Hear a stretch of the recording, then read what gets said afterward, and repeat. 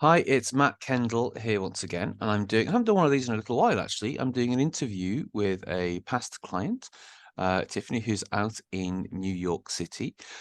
We did a couple of sessions, the last one being a couple of weeks ago now. Um, and these interviews are just really to give people an idea about what it's like to have IEMT and the results that people can achieve. So, Tiffany, how are we doing today? We're doing great. And what time is it where you are at the moment?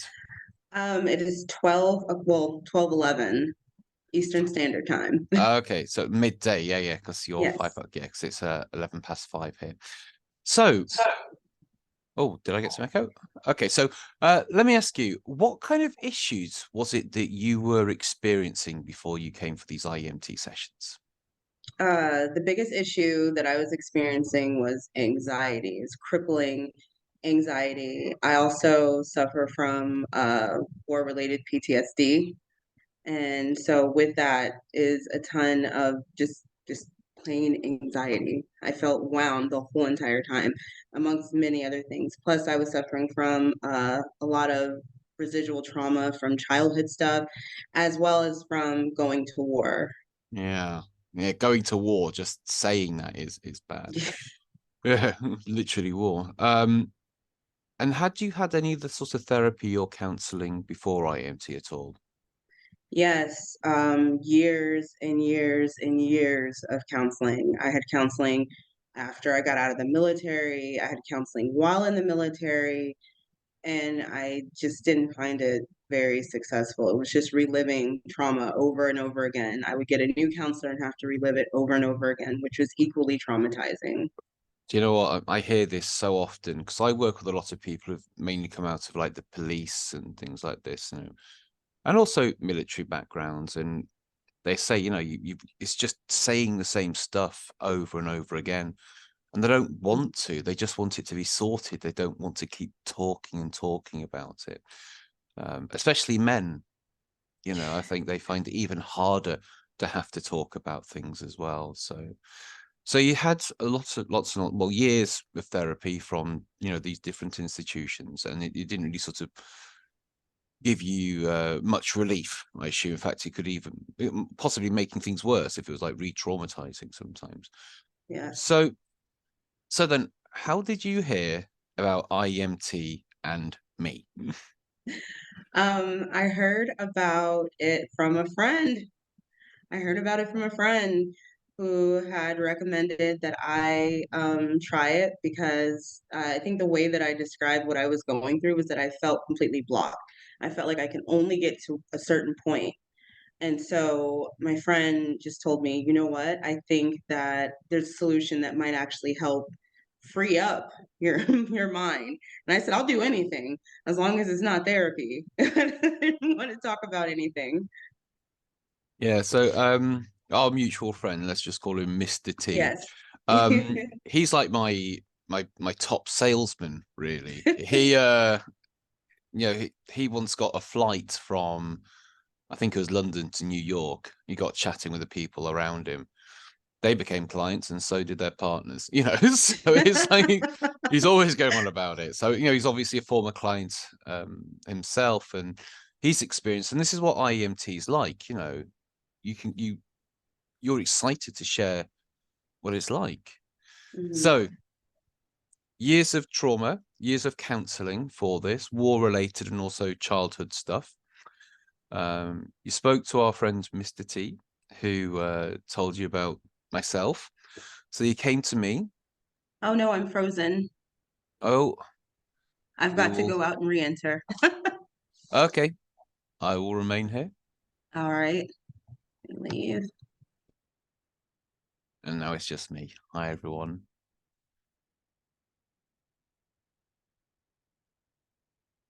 See, this is what happens.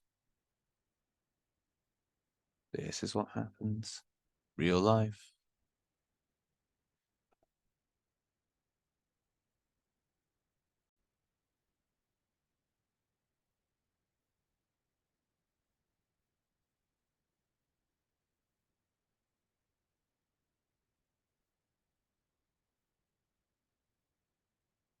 Here we go. Okay. And Hasn't we been a are, good session unless I've frozen. yeah, I know. It's just the wonders of Zoom. I was going to say Zapier then. I don't know why. I was doing some automations earlier. Okay. So I'll just do a quick recap. So you'd had lots of therapy and counseling for war-related trauma and also Mm. some childhood issues that you'd had. Um, you spoke to our friend Mr. T, who said, I think that, I might know somebody who can help you. So you came to me. So pick it up from there. So basically, what was your experience coming to me and having these IEMT sessions? Because I'm presuming it's quite different to the counseling and therapy you've had before. Yes, it's way easier and it's way more calm. So my experience, let me start from the beginning. Okay. Um, it is emotional, much like therapy, because you're digging into things that you've put kind of to the side, but it is not traumatizing. Mm, You're actually having more control over the session. So you're guiding the session, but in the mind of someone, I guess, who feels like they haven't had much control dealing with the trauma, it's like you have control over it of when you're going to think about it. And it's just a very simple process. Just follow your instructions, you think about it, and then you're good. So we've visited quite a lot of memories because I always ask people to think about memories and stuff before, Mm. before they come in, also emotions which they want to work on. And you'd never experienced any kind of eye movement therapy beforehand, I assume.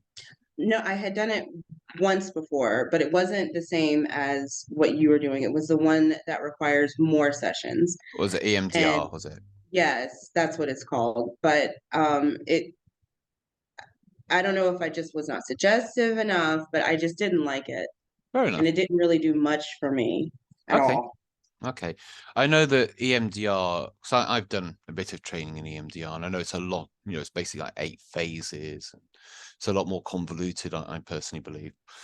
So, what was your experience like then of having IEMT done to these memories, to these emotions, and what was the experience and what's been the results of it? It was my experience with it, I guess, trying to find a way to conceptualize what I was feeling in my brain was that it was a fast track to filing this crap away. I felt Mm, like I had so much crap that I constantly was dealing with, and it was just putting it in another place so that yeah. I could just concentrate. I couldn't even concentrate. I couldn't like do anything because it was just always coming back up. And I can remember you saying that you become much more productive and articulate at work as well. Yes, I've become more productive at work. I've become more productive at home, and I'm able to listen. Mm, That's a big thing because I think I was having a huge issue with listening and truly comprehending what people were saying. I was kind of just jumping to conclusions because I was always on edge, yeah. but I would jump to conclusions and I wouldn't listen. Now I listen to them and I think that I'm a little bit more introspective. So if I do something, because old Tiffany's still here, Mm. if I do something that's like old Tiffany, I really examine why and I ask myself the questions why. And that was not happening before. I can attest to you, I wasn't asking myself why all the time. Now, you said you're having crippling anxiety before the Mhm. sessions. So, how's your anxiety been since in the last couple of weeks? It is manageable. Mm, Because I don't want to say that it's completely gone. Sometimes I notice that it comes back up, but for instance, I used to sweat profusely when I rode the train. Um, that was something that I just dealt with all the time. I yeah. haven't been sweating when I ride the train. And in fact, I would pick certain cars to ride in because I wanted to feel like I could see the whole car. I noticed that I haven't done that over the last week. I haven't been checking to see which car. I just jump on a car, I get on, and I ride it. I would also not really be able to enjoy the ride because I would be looking around at everybody. I'd want to see everybody's face where they were looking. Now Yeah. it's like I can kind of relax. And I think another thing that has changed is I used to feel very overwhelmed going to the grocery store. I think that that's a normal thing for people who come back from war, but I thought that this would have faded by now and it hasn't. Mm, And I think I taught myself just now, like this over the last week, I was like, oh, just put on your headphones, go in, and then you can concentrate. This is something that seems obvious, but when you're going through so much stress, I think that the obvious answers just aren't there. Mhm. So I was able to figure out how I can shop without feeling overwhelmed, which is something I have not been able to figure out. Wow. Yeah, Wow. that's Some just a pretty couple big of things changes. too. Yeah, Yeah. wow. So, and the memories and stuff that we worked on, when you hmm try to sort of think about them now, what's it like trying to access the memories that we actually worked on now? Um, I'm gonna say for the most part, I feel at peace with them. Mm, I did have something happen a couple of days ago where I felt triggered by a memory, but I was able to, and I did react. That's the thing. I felt triggered and I reacted, but I was able to reel myself back in very quickly good. and examine it and determine, oh, you know what, that's me thinking that I'm still there, I'm not there, and it's fine. It wasn't the same response that I would usually have Yeah, because thinking about that memory might set me off into a few days of depression. yeah, And it's like I'm able to forgive myself now, have much more patience with myself. brilliant. So instead of going into like days of depression, you realized it was happening, and then you hmm were able to literally stop it, take control. Yeah, I stopped it like that. That's a huge Brilliant. difference between before and now. I'm able to catch myself and evaluate it and really speak to myself as if I'm on my out like on the outside looking at myself saying it's okay, you can make these mistakes. Wow. So let me ask you, have friends and family members, have they noticed differences in yourself? My family still thinks I'm ornery, but no, my husband's noticed it because he's with me Mm, all the time. So he noticed that I'm just calmer, and it's progressive. It's not like instant. mm, I think immediately after I did my second session, I was probably super calm for a week. Um, but overall, it's kind of like leveled out, and I'm just calmer. mm. I don't let a whole bunch of stuff bother me as much. And I haven't, I think before I was holding grudges for Yeah. longer, like staying angry about stuff. And I didn't have a reason to stay angry. And that was also crippling me, just being angry and holding on to it for no reason. And I just kind of let stuff go. Brilliant. I get upset about stuff because I get upset about stuff. But it's just like I'm able to process it and it's just gone. And you've made some good health choices as well, haven't you? Sort of. Yes, I have. Uh, I, I don't even want to say that this is even personal because I think that a lot of people, especially after the pandemic, are Mm, suffering from overuse of alcohol. yeah. And I felt like I was just drinking way too much. I think previous to the pandemic, I maybe was drinking, like socially on the weekends if I went Yeah. out or something like that. But it really turned to every day. I would come from work and I'd have a drink. I'd find some reason to drink. And I've been able to stop drink. I haven't had a drink in 2 weeks, which is Wow. crazy. It was really difficult for me.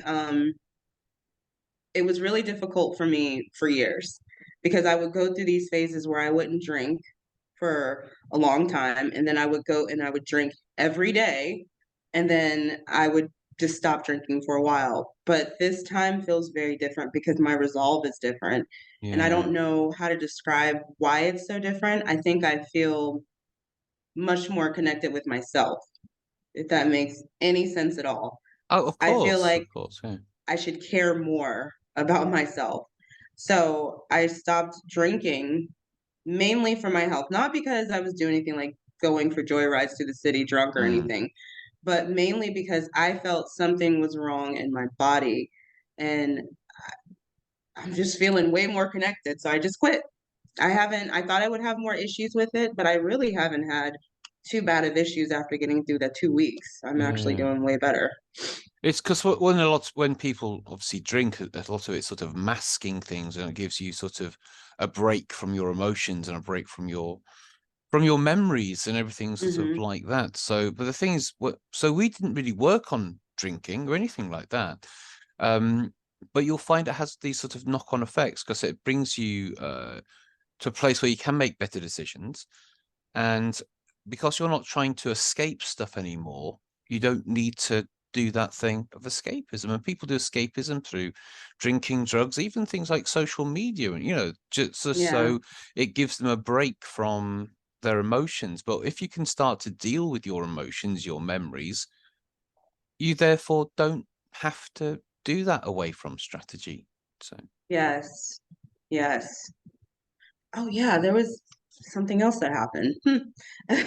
I was also not able to shoot. I do photography as it's a side gig, but it does consume a lot of my time.